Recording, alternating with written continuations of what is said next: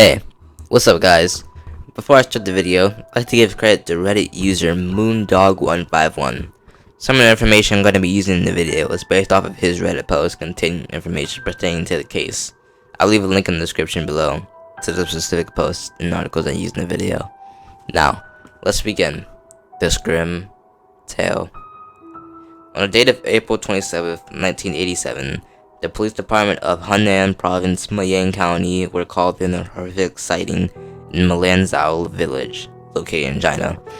Please forgive me if any of my pronunciation is incorrect. But moving forward, an elderly man reported seeing a plastic woven bag going down the river. He retrieved the bag and opened it, curious of its contents.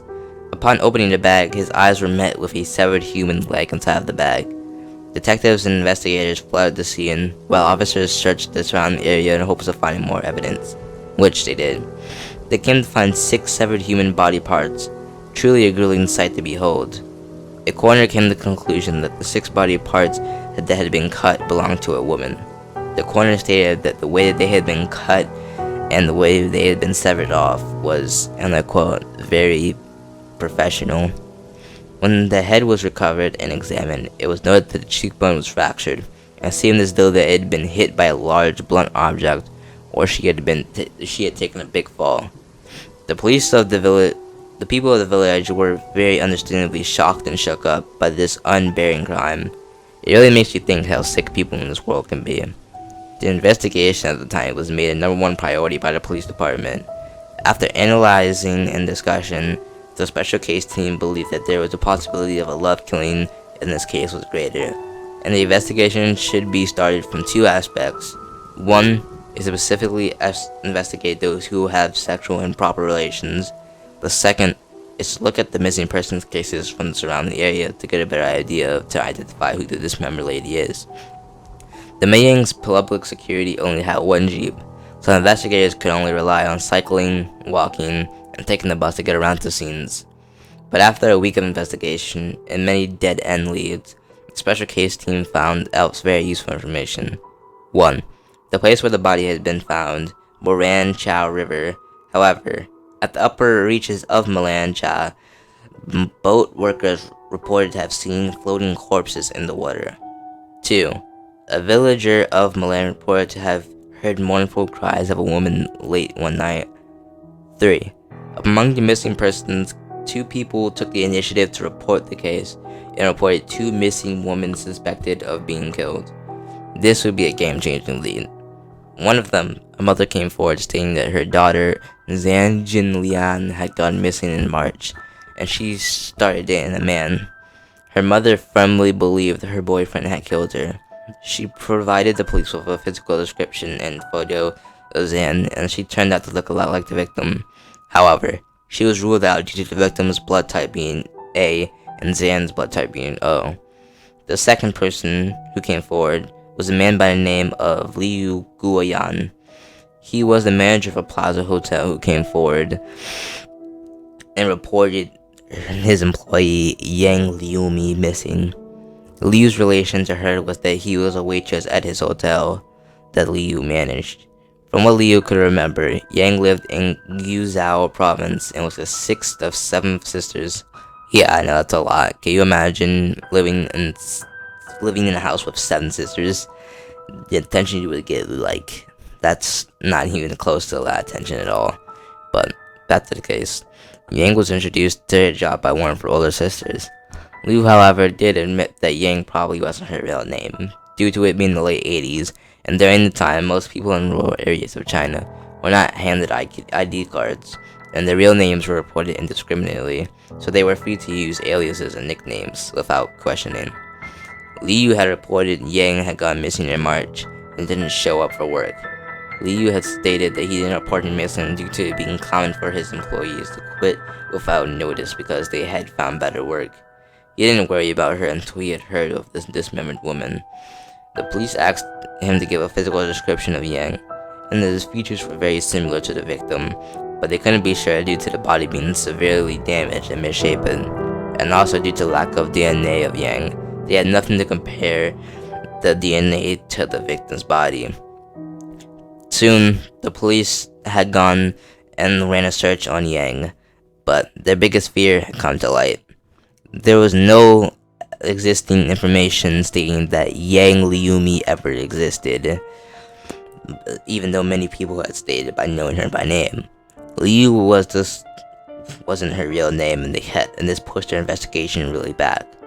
They stated that this was a really hard time for them, and they were under a lot of pressure by a lot of people to find who actually killed her.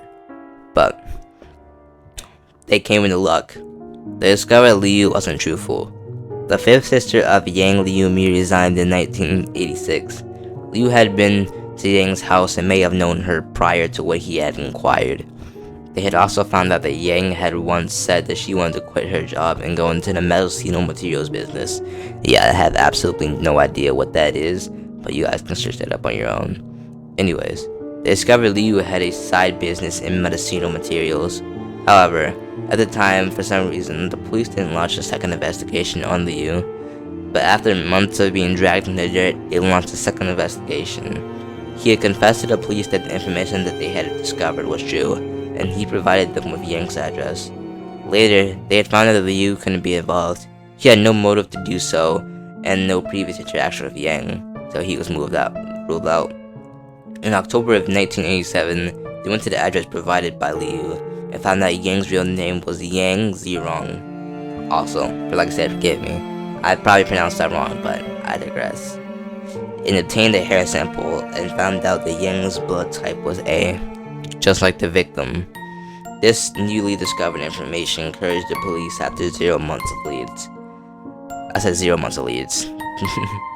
The special case team was under a lot of pressure, and they had a specific time limit to solve the case since it was delayed several months by attaining the address. After further examination of the body, it was found whoever did it had to be skilled with a knife, and that left two people, either a knife doctor or a butcher. It was common to be a butcher in that specific village, so they started the investigation of that, and they centered around a man by the name of Tang Xingshan. They noted the following about him. He lived alone and wanted to visit a hotel where Yang worked, and he went there in search of, and I quote, to find a woman, which he did and brought back to his house. He is 39 years of age, described as a rude person and a drinker, and when he was investigated, they noted that he was dodgy and nervous. On the day of December 6, 1987, Tang was arrested and placed under custody review. He was questioned about the girl that he was seen bring back to his home. They asked him what was her name, but he stated he didn't know because she was a foreigner. His answers to the next several questions they had asked him were all I don't know. He asked him if this girl was the girl that he had brought back after the investigator placed a photo of the girl. And at that moment, the investigator turned sinister. He yelled at him to confess that he had murdered her. He froze and overturned all confessions he had said earlier. After several days of sleepless nights, he confessed that he was guilty.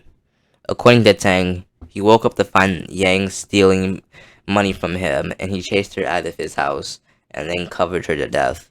Then he dismembered her body. He was taken to the house to identify the knife that he used to kill her. His brother's house, and then he was taken to his brother's house to identify an axe, which, before leaving, he yelled to his family that he was innocent and he had been wronged. There was still some loose ends they had to tie up. They weren't 100% sure that the body was Yang's. They ran some more tests and found some skull comparisons, but there were some inconsistencies, but the police were dead sure that they were right. Tang said multiple times that he was innocent, but they all told him that all he can do is pray for mercy and leniency. On his trial, his defender tried using his past service in the military to lower his sentence. They filed for an appeal, but on the date of January 18th, 1989, the judge came to his cell and delivered the bad news, and he fell to his knees, trembling and shouting that he didn't kill anyone. On the morning of January 28th, 1989, Tang was taken to the execution area, where he was killed by firing squad.